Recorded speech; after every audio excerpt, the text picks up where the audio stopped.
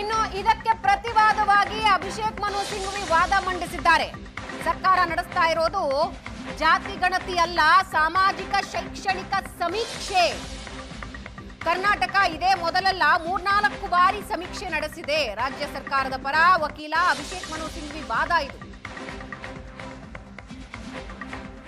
ಸರ್ಕಾರದ ನೀತಿ ನಿರೂಪಣೆಗೆ ಈ ಸರ್ವೆ ಪೂರಕವಾಗಿರುತ್ತೆ.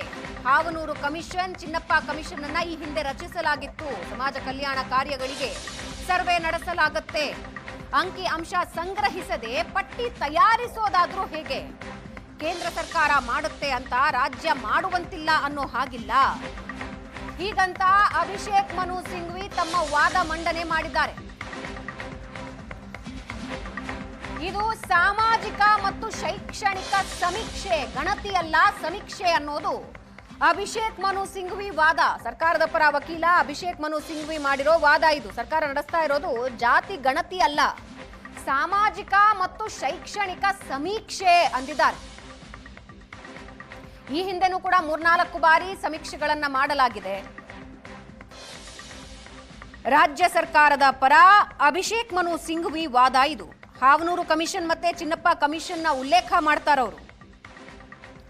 ಸರ್ಕಾರದ ನೀತಿ ನಿರೂಪಣೆಗೆ ಪೂರಕವಾಗಿ ಸರ್ವೆ ಮಾಡಲಾಗ್ತಾ ಇದೆ. ಸಾಮಾಜಿಕ ಕಲ್ಯಾಣ ಕಾರ್ಯಗಳಿಗಾಗಿ ಈ ಸರ್ವೆ ನಡೆಸಲಾಗ್ತಿದೆ ಅಂತ ಅಭಿಷೇಕ್ ಮನು ಸಿಂಘವಿ ವಾದ ಮಂಡನೆ ಮಾಡಿದ್ದಾರೆ.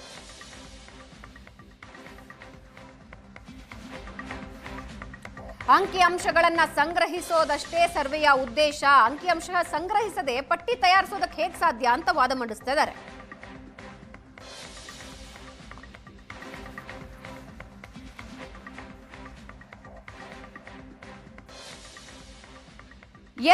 ಸದ್ಯಕ್ಕೆ ನಾಳೆಗೆ ನ್ಯಾಯಾಲಯ ವಾದ ಪ್ರತಿವಾದವನ್ನ ಮುಂದೂಡಿಕೆ ಮಾಡಿದೆ. ಈಗಾಗಲೇ ಅಶೋಕ್ ಹಾರ್ನಹಳ್ಳಿ ವಾದ ನೋಡಿದ್ವಿ, ವಕೀಲ ವಿವೇಕ್ ಅವರ ವಾದ ನೋಡಿದ್ವಿ. ಅದಾದ ಮೇಲೆ ಅಭಿಷೇಕ್ ಮನು ಸಿಂಘವಿ ಅವರ ವಾದ ಮಂಡನೆ ಏನಾಗಿತ್ತು ಸರ್ಕಾರದ ಪರವಾಗಿ ಅನ್ನೋದನ್ನ ಕೂಡ ನಾವು ಡೀಟೇಲ್ ಆಗಿ ನಿಮ್ಮ ಮುಂದೆ ಮಾಹಿತಿ ಇಟ್ವಿ.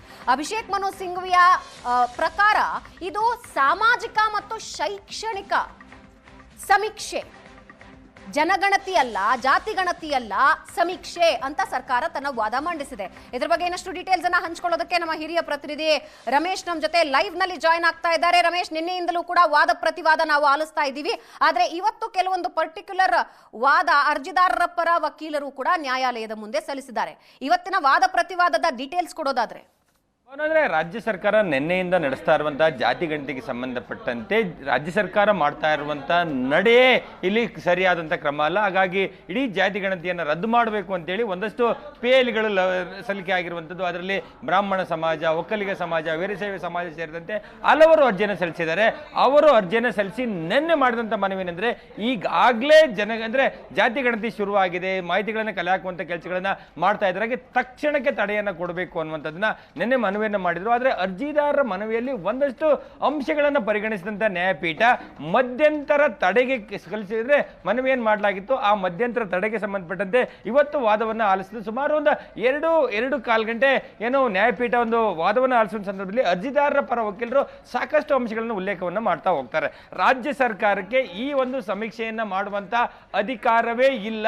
ಎಲ್ಲ ಒಂದ್ ಕಡೆ ಈ ರೀತಿ ಸಮೀಕ್ಷೆಯನ್ನು ಮಾಡುವ ಮೂಲಕ ಅಂದ್ರೆ ಇಲ್ಲಿ ಸಮೀಕ್ಷೆ ಅಂತಾರೆ, ಆದ್ರೆ ಸಮೀಕ್ಷೆ ಅಂದ್ರೆ ಒಂದು ಸ್ಯಾಂಪಲ್ಗಳನ್ನ, ಒಂದು ಆಯ್ದ ವ್ಯಕ್ತಿಗಳನ್ನ ಇಲ್ಲಿ ಸಮೀಕ್ಷೆ ಮಾಡಿ ಮಾಹಿತಿ ಕಲೆ ಹಾಕಿದ್ರೆ ಅದನ್ನ ಸಮೀಕ್ಷೆ ಅಂತ ಹೇಳ್ತಾರೆ.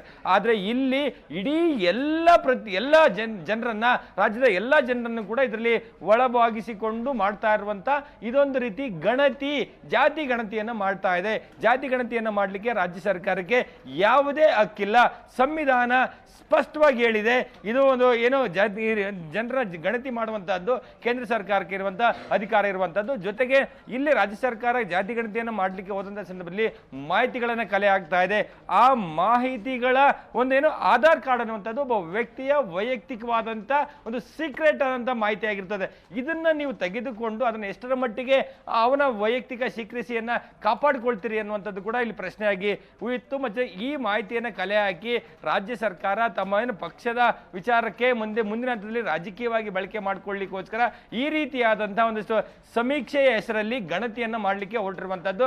ಜೊತೆಗೆ ಈ ಗಣತಿಯನ್ನ ಮಾಡಲಿಕ್ಕೆ SC/ST ಗೆ ಪ್ರತ್ಯೇಕವಾದಂತಹ ಒಂದು ಏನೋ ಆಯೋಗ ಇದೆ, ಹಿಂದುಳಿದ ವರ್ಗಕ್ಕೆ ಒಂದು ಆಯೋಗ ಇದೆ. 2015ರಲ್ಲಿ ಒಂದು ಆಯೋಗವನ್ನ ಒಂದು ಕಾಂತರಾಜ್ ಆಯೋಗವನ್ನ ರಚನೆ ಮಾಡಿತ್ತು. ಅದರ ಒಂದು ವರದಿ 24ರಲ್ಲಿ ಸಲ್ಲಿಕೆ ಆದ ನಂತರ ಆ ವರದಿಯ ಒಂದು ಫೈಂಡಿಂಗ್ಸ್ ಅನ್ನು ಇಟ್ಕೊಂಡು ರಾಜ್ಯ ಸರ್ಕಾರ ಏನ್ ಮಾಡ್ತಾ ಇದೆ, ಏನಾದ್ರೂ ಅದರಿಂದ ಇಂಪ್ಲಿಮೆಂಟೇಷನ್ ಆಗಿದೆ, ಅದರಿಂದ ಉಪಯೋಗ ಆಗಿದೆಯಾ, ಈ ರೀತಿಯ ಪ್ರಶ್ನೆಯನ್ನ ಕೇಳುವ ಮೂಲಕ ರಾಜ್ಯ ಸರ್ಕಾರ ಎಲ್ಲ ಒಂದ್ ಕಡೆ ಒಂದು ದುರುದ್ದೇಶದಿಂದ ನಮ್ಮ ರಾಜಕೀಯ ಲಾಭಕ್ಕಾಗಿ ಈ ಮಾಹಿತಿಯನ್ನು ಪಡ್ಕೊಳ್ಳುವಂತ ಉದ್ದೇಶಕ್ಕಾಗಿ ಈ ಜಾತಿ ಗಣತಿಯನ್ನ ಮಾಡಲಿಕ್ಕೆ ಹೊರಟಿದೆ.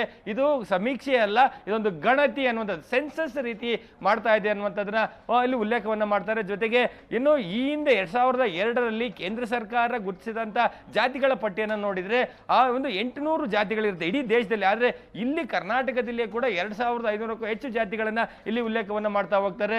ಹಿಂದೂ ಧರ್ಮದಲ್ಲಿ ಬರುವಂತ ಜಾತಿಗಳು, ಅದರಲ್ಲಿ ಬ್ರಾಹ್ಮಣ ಆಗಲಿ, ಲಿಂಗಾಯತ, ಒಕ್ಕಲಿಗ ಸೇರಿದಂತೆ ಹಲವು ಜಾತಿಗಳ ಜೊತೆ ಒಂದು ಕ್ರಿಶ್ಚಿಯನ್ ಅನ್ನುವಂತ ಸೇರಿಸುವ ಮೂಲಕ ಹೊಸ ಜಾತಿಗಳ ಕ್ರಿಯೇಷನ್ ಅನ್ನ ಮಾಡ್ತಾ ಇದೆ. ಸೊ ಇದು ಯಾವುದೇ ಒಂದು ಜಾತಿಗೆ ಒಂದು ಇತಿಹಾಸ ಇಲ್ಲದೆ, ಒಂದು ಅಧ್ಯಯನ ಇಲ್ಲದೆ ಹೊಸ ಜಾತಿಗಳ ನಿರ್ಮಾಣ ಮಾಡಿ ಸೃಷ್ಟಿ ಮಾಡಿ ಒಂದಿಷ್ಟು ಗೊಂದಲವನ್ನು ಸೃಷ್ಟಿ ಮಾಡ್ತಾ ಇದೆ.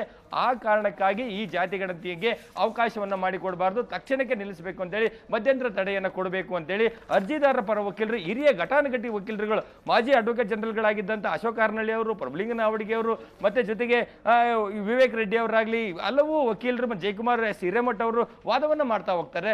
ಅದಕ್ಕೆ ಕೌಂಟರ್ ಆಗಿ ಅಂತಿಮವಾಗಿ ದೆಹಲಿಯಿಂದ ವಿಡಿಯೋ ಕಾನ್ಫರೆನ್ಸ್ ನಲ್ಲಿ ಹಾಜರಾಗಿದ್ದಂಥ ಅಭಿಷೇಕ್ ಮನು ಸಿಂಘ್ವಿ ಅವರು ಸರ್ಕಾರವನ್ನು ಸಮರ್ಥನೆ ಮಾಡಿಕೊಳ್ಳುವಂತ ಕೆಲಸವನ್ನ ಮಾಡ್ತಾರೆ. ಇಲ್ಲ ಒಂದ್ ಕಡೆ ಅರ್ಜಿದಾರರ ಪರ ವಕೀಲರು ಇದನ್ನ ಸೆನ್ಸಸ್ ಅನ್ನುವಂತ ರೀತಿಯಲ್ಲಿ ಬಿಂಬಿಸುವಂತ ಪ್ರಯತ್ನವನ್ನ ಮಾಡ್ತಾರೆ. ಇದು ಸೆನ್ಸಸ್ ಅಲ್ಲ, ಇದೊಂದು ಸಮೀಕ್ಷೆ.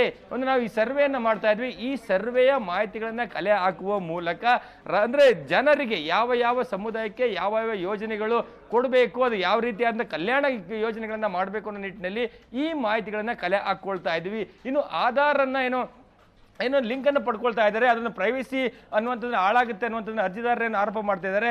ನಾವೆಲ್ಲೂ ಆಧಾರ್ನ ಮಾಹಿತಿಯನ್ನು ಪಡ್ಕೊಳ್ತಾ ಇಲ್ಲ, ಅಂದ್ರೆ ಒಬ್ಬ ವ್ಯಕ್ತಿಯ ಐಡೆಂಟಿಟಿಯನ್ನ ಕನ್ಫರ್ಮ್ ಮಾಡ್ಕೊಳ್ಳಿಕ್ಕೋಸ್ಕರ ಆಧಾರ್ನ ಲಿಂಕ್ ಮಾಡಲಾಗ್ತಾ ಇದೆ ಅನ್ನುವಂಥದ್ದನ್ನ ಇಲ್ಲಿ ಉಲ್ಲೇಖವನ್ನ ಮಾಡ್ತಾ ಹೋಗ್ತಾರೆ. ಮತ್ತೆ ಈ ಒಂದು ಮಾಹಿತಿಯನ್ನು ಇಟ್ಕೊಂಡು ಬೇರೆ ಯಾವುದೇ ರೀತಿಯ ದುರುದ್ದೇಶಕ್ಕೆ ಬಳಕೆ ಮಾಡಿಕೊಳ್ಳುವಂತದ್ದಾಗಿ ಇಲ್ಲ.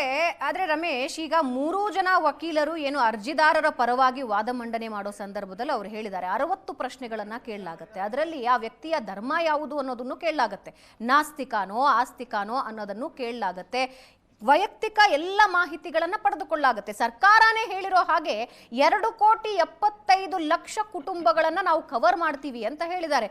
ಆಬ್ವಿಯಸ್ಲಿ ಇಟ್ ಇಸ್ ನಾಟ್ ಸಮೀಕ್ಷೆ, ಸರ್ವೆ ಅಂತೂ ಖಂಡಿತ ಅಲ್ಲವೇ ಅಲ್ಲ, ಇದು ಗಣತಿ ಅಂತಾನೆ ಕನ್ಸಿಡರ್ ಮಾಡಬೇಕು. ಇದಕ್ಕೆ ಸರ್ಕಾರದ ಪರವಾಗಿ ಏನ್ ವಾದ ಇದೆ? ಖಂಡಿತ ಭಾವನಾ, ನೀವು ಹೇಳಿದ ರೀತಿ ರಾಜ್ಯ ಸರ್ಕಾರದ ಪರ ವಕೀಲರಾಗಿದ್ದಂಥ ಅಭಿಷೇಕ್ ಮನು ಸಿಂಘ್ವಿ ಅವರು ಹೇಳ್ತಾರೆ, ಅಂದ್ರೆ ನಾವು ಎಲ್ಲರನ್ನೂ ಕನೆಕ್ಟ್ ಮಾಡ್ತಾ ಇದ್ವಿ, ಅಂದ್ರೆ ಎಲ್ಲರನ್ನೂ ಭೇಟಿಯಾಗಿ ಪ್ರತಿಯೊಬ್ಬರನ್ನು ಮಾಹಿತಿಯನ್ನು ಪಡ್ಕೊಳ್ತಾ ಇದ್ರೆ ಇದು ಸಮೀಕ್ಷೆ ಅನ್ನುವಂಥ ಅರ್ಥ ಉಳ್ಕೊಳ್ಳೋದಿಲ್ಲ, ಇದು ಜಾತಿ ಗಣತಿ ಆಗುತ್ತೆ ಅನ್ನುವಂಥದ್ದನ್ನ ಅರ್ಜಿದಾರ ಪರ ವಕೀಲರು ಕೂಡ ಹೇಳ್ತಾ ಇರುವಂಥದ್ದು. ಅಂದ್ರೆ ಈ ಮಾಹಿತಿಯನ್ನ ಕಲೆ ಹಾಕಿದ ನಂತರ ಈ ಒಂದು ವಿಚಾರಗಳನ್ನ, ಅದರಲ್ಲಿ ಕೂಡ ಒಂದಷ್ಟು ಜಾತಿಗಳ ವಿಚಾರದಲ್ಲಿ ಅಲ್ಲೇನು ಒಂದಷ್ಟು ಪ್ರಶ್ನೆಗಳು 60ಕ್ಕೂ ಹೆಚ್ಚು ಪ್ರಶ್ನೆಗಳನ್ನ ಅಲ್ಲಿ ಕಲಂಗಳನ್ನು ಸೃಷ್ಟಿ ಮಾಡಲಾಗಿದೆ. ಅದರಲ್ಲಿ ಒಂದು ವಿವೇಕ್ ರೆಡ್ಡಿ ಅವರು ವಾದ ಮಾಡುವಾಗ ಒಂದು ಅಂಶಗಳನ್ನು ಹೇಳ್ತಾರೆ, ಅಲ್ಲಿ ಒಕ್ಕಲಿಗ ಅನ್ನುವಂಥದ್ದು ಒಂದು ಸಾಕಷ್ಟು ಇತಿಹಾಸ ಇರುವಂತಹ ಜಾತಿ, ಆ ಒಂದು ಜಾತಿಯಲ್ಲಿ ಗಂಗಟ್ಗಾರ್ ಒಕ್ಕಲಿಗ ಅನ್ನುವಂಥದ್ದು, ಇನ್ನು ಬೇರೆ ಬೇರೆ ರೀತಿಯಾದ ಒಕ್ಕಲಿಗ ಅನ್ನುವಂಥದ್ದನ್ನ ಅಲ್ಲಿ ಸೇರ್ಪಡೆ ಮಾಡಿದ್ದಾರೆ. ಒಂದು ಒಕ್ಕಲಿಗ ಅನ್ನುವಂಥದ್ದಕ್ಕೆ ಎಂಟರ್ ಆಗಿದ್ದೆ, ಅದರಲ್ಲಿ ಆತ ಉಪಜಾತಿಯಲ್ಲಿ ಸಿಗೋದಿಲ್ಲ, ಅಂದ್ರೆ ಉಪಜಾತಿಯನ್ನೇ ಪ್ರಮುಖ ಜಾತಿಯನ್ನಾಗಿ ಇಲ್ಲಿ ಎಲ್ಲೊಂದು ಕಡೆ ಬಿಂಬಿಸುವಂತಹದ್ದು, ಮತ್ತೆ ಒಂದು ಜಾತಿಯನ್ನ ಬೇರೆ ರೀತಿಯಾಗಿ ಬೇರ್ಪಡಿಸುವಂತಹ ಕೆಲಸಗಳನ್ನ ಇಲ್ಲಿ ಮಾಡಲಾಗ್ತಾ ಇದೆ. ಅಂದ್ರೆ ಈ ಸೆಗ್ರಿಗೇಷನ್ ಆಫ್ ಕ್ಯಾಸ್ಟ್ ಏನಿದೆ ಅದೇ ಸರಿಯಾದಂತ ಕ್ರಮದಲ್ಲಿ ಇಲ್ಲ ಅನ್ನುವಂಥದ್ದು. ಸೊ ಹಾಗಾಗಿ ಎಲ್ಲೊಂದ್ ಕಡೆ ಈ ಒಂದು ಕ್ಯಾಸ್ಟ್ ಸೆನ್ಸಸ್ ಅನ್ನ ಮಾಡುವ ಮೂಲಕ ಈ ಮಾಹಿತಿಯನ್ನು ಕಲೆ ಹಾಕೋಕೆ ರಾಜ್ಯ ಸರ್ಕಾರ ಹೊರಟಿದೆ. ಅದು ಅದರಿಂದ ಆ ಒಂದು ಸಮುದಾಯಗಳಿಗೆ ಒಂದಷ್ಟು ಯಾವುದೇ ರೀತಿಯಾದಂತಹ ಅನುಕೂಲ ಆಗುತ್ತೋ ಇಲ್ಲೋ ಗೊತ್ತಿಲ್ಲ, ಆದ್ರೆ ಗೊಂದಲಗಳನ್ನ ಸೃಷ್ಟಿ ಮಾಡುವಂತ ಕೆಲಸಗಳನ್ನ ಈ ಸರ್ವೆ ಮಾಡ್ತಾ ಇದೆ. ಹಾಗಾಗಿ ಈ ಅಧಿಕಾರವೇ ಇಲ್ಲದೆ ಒಂದು ಅಂದ್ರೆ ಜಾತಿ ಗಣತಿಯನ್ನು ಮಾಡ್ಲಿಕ್ಕೆ ಕೊಟ್ಟಿರುವಂತ ರಾಜ್ಯ ಸರ್ಕಾರದ ಕ್ರಮಕ್ಕೆ ತಡೆಯನ್ನ ನೀಡಬೇಕು ಅನ್ನುವಂತ ಒಂದು ಮನವಿ ಅರ್ಜಿದಾರ ಪರವಾಗಿರುವಂತದ್ದು. ಹಾಗಾಗಿ ಅಭಿಷೇಕ್ ಮನು ಸಿಂಘ್ವಿ ಅವರು ರಾಜ್ಯ ಸರ್ಕಾರವನ್ನು ಒಂದಷ್ಟು ಡಿಫೆಂಡ್ ಮಾಡಿಕೊಳ್ಳುವಂತ ಪ್ರಯತ್ನಗಳನ್ನ ಮಾಡ್ತಾ ಹೋದ್ರು. ಸುಮಾರು ಒಂದು 40-45 ನಿಮಿಷಗಳ ಕಾಲ ಆರ್ಗ್ಯುಮೆಂಟ್ ಅನ್ನು ಮಾಡಿದ್ರು. ಅವರ ವಾದ ಇನ್ನೂ ಮುಕ್ತಾಯ ಆಗಿಲ್ಲ, ಅವರ ವಾದ ನಾಳೆಗೆ ಇನ್ನೂ ಮುಂದುವರಿತದೆ. ಜೊತೆಗೆ ಹಿಂದುಳಿದ ವರ್ಗಗಳ ಪರವಾಗಿ ಹಾಜರಾಗಿದ್ದಂಥ ಪ್ರೊಫೆಸರ್ ರವಿವರ್ಮ ಕುಮಾರ್ ಅವರ ವಾದವು ಕೂಡ ಇನ್ನು ಬಾಕಿ ಇರುವಂಥದ್ದು. ಅಂದರೆ ಸರ್ವೆಯಲ್ಲಿ ಏನು ಯಾವ ರೀತಿಯಾದಂಥ ಮಾಹಿತಿಯನ್ನು ಕಲೆ ಹಾಕಲಾಗಿದೆ, ಆ ಮಾಹಿತಿಗಳು ಎಷ್ಟು ಸೇಫ್ ಆಗಿರುತ್ತೆ, ಸೊ ಅದರ ಮೂಲಕ ಎಲ್ಲ ಒಂದು ಕಡೆ ಯಾವುದೇ ಒಬ್ಬ ವ್ಯಕ್ತಿಯ ಪ್ರೈವೇಸಿ ಇನ್ಫಾರ್ಮೇಶನ್ ಪ್ರೈವೇಸಿಗೆ ಏನಾದರೂ ಧಕ್ಕೆಗಳಾಗುತ್ತಾ, ಇದಕ್ಕೆ ಸಂಬಂಧಪಟ್ಟಂತೆ ಎಲ್ಲವನ್ನೂ ಕೂಡ ಆಯೋಗ ಎಷ್ಟರ ಮಟ್ಟಿಗೆ ನಾಳೆ ಸಮರ್ಥನೆ ಮಾಡ್ಕೊಳ್ತೀರಿ ಅಂತ ನೋಡಬೇಕಾಗಿರುವಂಥದ್ದು. ಒಂದು ಸ್ಪಷ್ಟ ಭಾವನಾ ಎಲ್ಲ ಒಂದು ಕಡೆ ಅರ್ಜಿದಾರ ಹೇಳುವಂಥದ್ದು, ಈ ರಾಜ್ಯ ಸರ್ಕಾರ ಮಾಡ್ಲಿಕ್ಕೆ ಕೊಟ್ಟಿರುವಂತಹ ಸರ್ವೆ ಏನಿದೆ ಅದು ಅವೈಜ್ಞಾನಿಕ, ಅದು ಮುಂದುವರೆದಿದ್ದೇ ಆದ್ರೆ ಜನರಿಗೆ ತೊಂದರೆ ಆಗುತ್ತೆ ಅನ್ನೋಂಥದ್ದು. ಆದ್ರೆ ಸರ್ಕಾರ ಹೇಳ್ತಿರುವಂಥದ್ದು ನಾವು ಮಾಡ್ತೀವಿ, ಅದು ಸರಿಯಾದಂಥ ಕ್ರಮ ಇದೆ ಅಂತ ಹೇಳ್ತಾ ಇದೆ.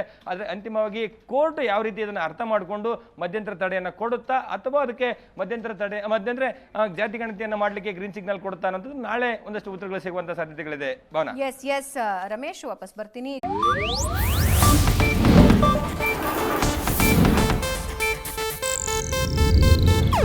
ಇದು ಏಷ್ಯಾನೆಟ್ ನ್ಯೂಸ್ ನೆಟ್ವರ್ಕ್ ಪ್ರಸ್ತುತಿ.